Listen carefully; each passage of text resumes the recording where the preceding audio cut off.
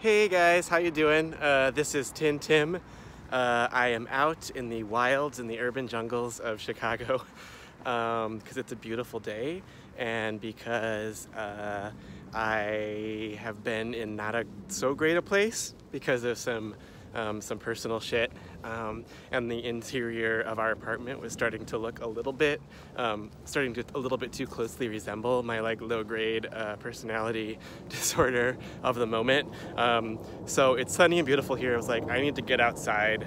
So this is my cis mask butch REI hiking wear, like I was not going to talk about the finale, talk about this week's episode, just because I was feeling very over it in multiple ways. But a few people asked me, and like De La Creme, I unfortunately have a weakness for keeping other people happy. So I was like, let's take a few minutes to sound off.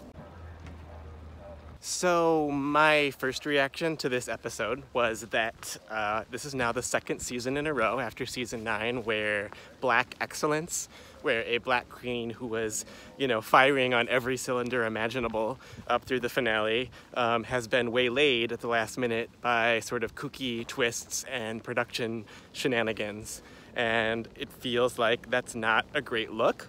And I have noticed that the concern trolls are already out in full force to sort of cast anyone who looks at this through a sort of racial justice lens as being some type of like outrage monger. To me, that's not necessarily the point or what it's about. It's not about like, oh, is the production team at RuPaul's Drag Race sort of vile and racist? Like, that's not the question. At least, from my point of view, it's the show is a product of institutions, and all products of institutions are in some way,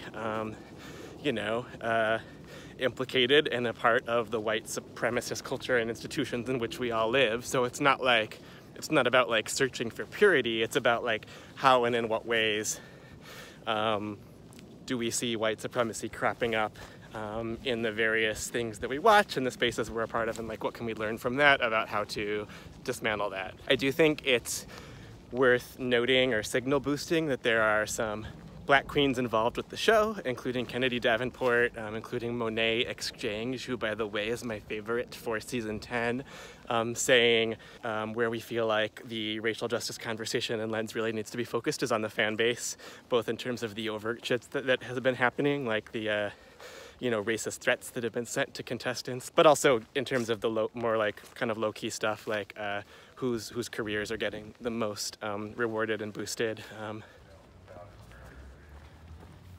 So our winner is Trixie Mattel.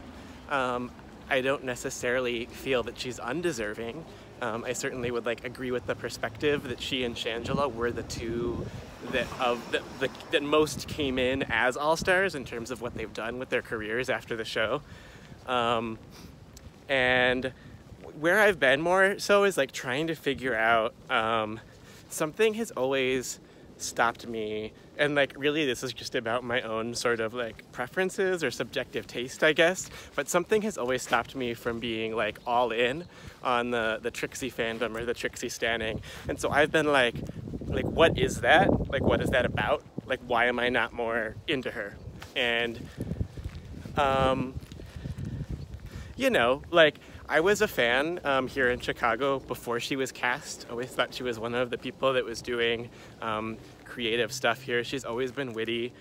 She's always been talented and always sort of a marketing genius or branding genius. I remember she would walk into Berlin, which is this legendary nightclub here, with her pink Trixie Mattel suitcase 2 years before she was ever cast on the show. And I was like I want one, right? And I know I've talked before about how I think the whole sort of capitalist branding frame is kind of a gross way to approach art, but I don't know, I think you can also think of that as 360 performance art in a way, right? Which I appreciate. Goose, goose, goose, goose, duck! So I was watching an episode of the Trixie and Katya Viceland show because I had not yet seen it. I've been really behind on all the extra Drag Race material because there's so fucking much these days, and I watch 50 other television shows. But I I was watching like the first 10 minutes of an episode and my partner was in the room and he was just like, wow, this feels really vapid and sort of insipid. And so I was like, wait, like, is that it? Is it just that like the nature of her comedy and like what she does is very shallow, right? Like that there's no sort of purpose or point to it, like no there. And that felt like a weird thing to say, both because, you know, being plastic is kind of her whole gig, but also like, to me, the whole point of like queer aesthetics and camp is kind of to elevate the so-called superficial and kind of like call into question all of the like heteronormative ideas about like what should be taken seriously versus not, and, you know, to take your like time-honored, supposedly super meaningful institutions, whether that's your babies or your marriages, whatever, and be like, so what? And kind of like, you know, call respectability into question altogether. And so like shallowness is sort of the point, which, you know, I'm all about, but it still feels like sometimes with Trixie that I'm like often like looking for what is the next element of this performance, or like what more am I to take from it? So like her song in the opening episode with the talent show is one example. I remember feeling like, okay, you're a drag queen who's out here with a ukulele, singing a folk song, doing it beautifully, but it's sort of like, you know, that's an incongruity, right? Like we're not used to seeing a drag queen with a ukulele, but like what else is it? Like what else are you going to do with it? And it just kind of stayed in one place while I kept looking for like the next piece of it. And like maybe I need to listen more to the lyrics. I keep hearing like, oh, she's a great songwriter, like you have to like listen to the songs themselves.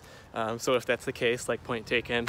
But yeah, it feels like there's that, and then the other element of it is just like, it feels like when she suffers, like when she has struggled during the season, it's really kind of like her creative judgment, knowing what of her material is really strong and what isn't.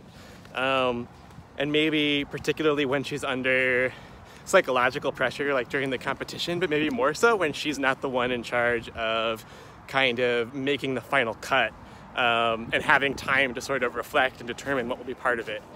You know, like when you're in the confessional on Drag Race, you just have to say whatever the fuck comes into your head, I guess, if you're a comedian, and hope that the material lands. And then you end up with like dumb, sort of low-key racist shit, like her, you know, comment in the first episode about, you know, Kennedy being Chi-Chi from the future coming back to tell her she's not gonna win, which I just thought was sort of extra and unnecessary, and kind of was like in the mode to cancel her for at least a few weeks for.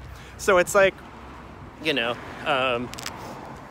that said, like, I don't want to sound like a Trixie hater at all. Like, I think she's very talented. I just wish that that things had played out in such a way that if she was going to take the win, you know, we could feel at least satisfied with the episode on like a dramatic level, if not an ethical level, at least dramatically, right? Because that's the other thing about the twists and the production sort of shenanigans is like, you know, twists are a part of reality TV.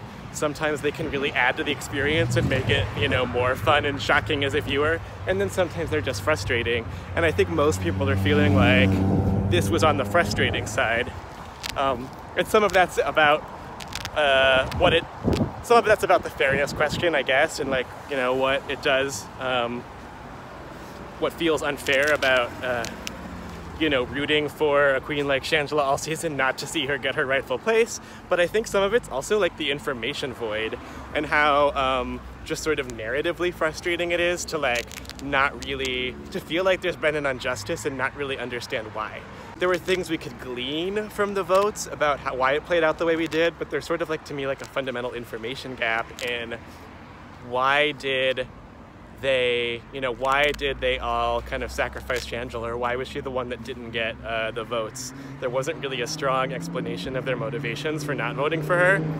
Everyone's sort of saying it's about, oh, she's the one who eliminated the most of them, but that wasn't even kind of who steered the votes, right? Like Thorgy was the one who actually did vote for her, and it felt like Dela and Aja, whose elimination she had nothing to do with, were sort of exerting the most influence.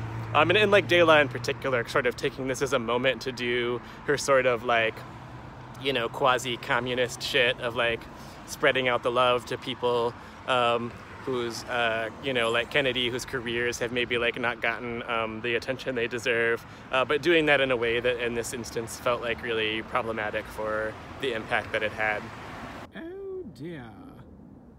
So let's talk about Kennedy's inclusion in that final two and about all of the votes that she pulled. I'm like totally, I feel like fine with the Queen's choosing to elevate someone whose talent has been underappreciated and pigeonholed, and that really is the way that I see it, which I'll come back to in a second. Like, I don't think that it was necessarily undeserved, and I would push back against people who do.